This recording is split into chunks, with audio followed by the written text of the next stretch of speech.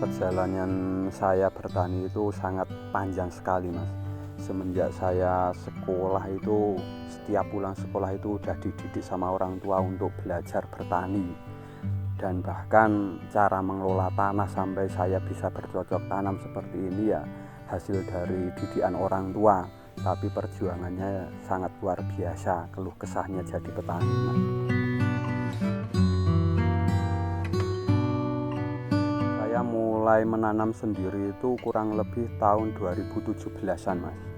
Itu belajar bertani mandiri, udah nggak dipandu sama orang tua. Dari awal mula saya bertani itu nanam sayur-sayuran, sebagai contoh seperti sawi dan kobis, kadang ya tomat, seperti itu, Mas. Setelah saya nanam sayuran kurang lebih 3 tahunan, lalu ada kemitraan dari PT Wingfood, itu saya beralih untuk bermitra.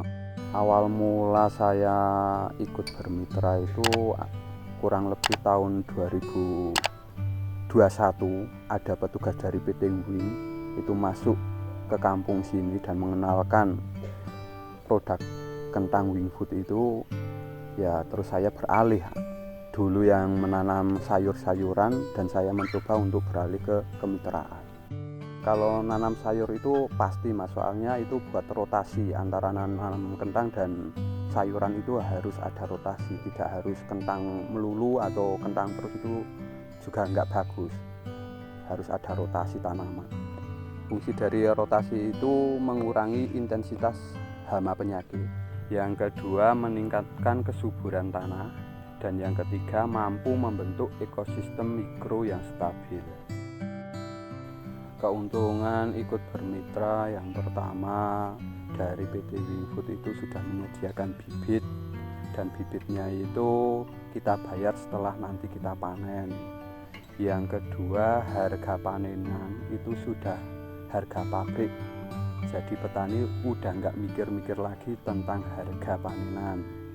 Dan yang ketiga, keuntungannya dari PT Wingfood itu ada petugas-petugas yang mendampingi petani, jadi keluh kesah petani itu bisa langsung disampaikan keluh kesahnya terhadap petugas-petugas yang bersangkutan.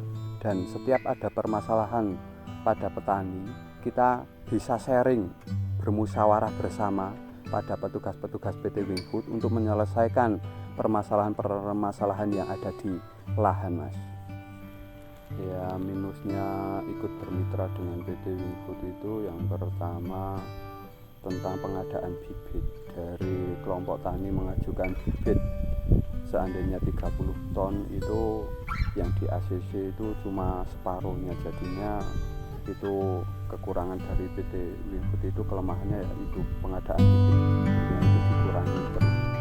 Dan yang kedua itu keterlambatan bibitnya. Itu seandainya petani sini mintanya bulan ini sudah turun, tapi selalu terlambat, mundur-mundur terus, jadinya peminat petani itu semakin berkurang.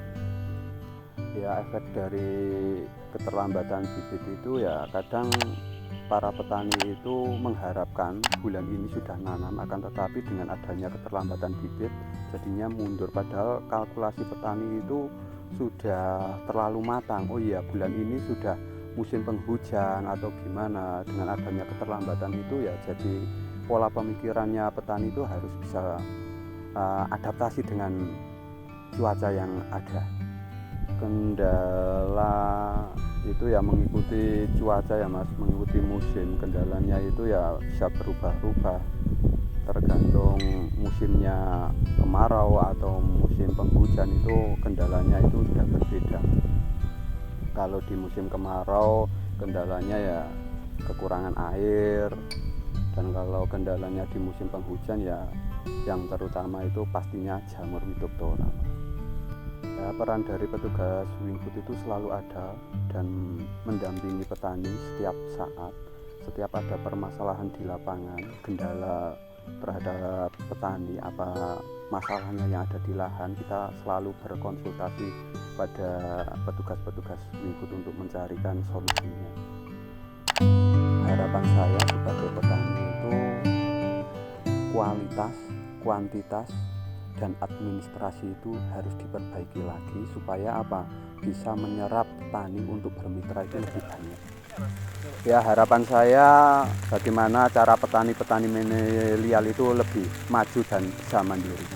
Maju terus pertanian Indonesia, see you on top.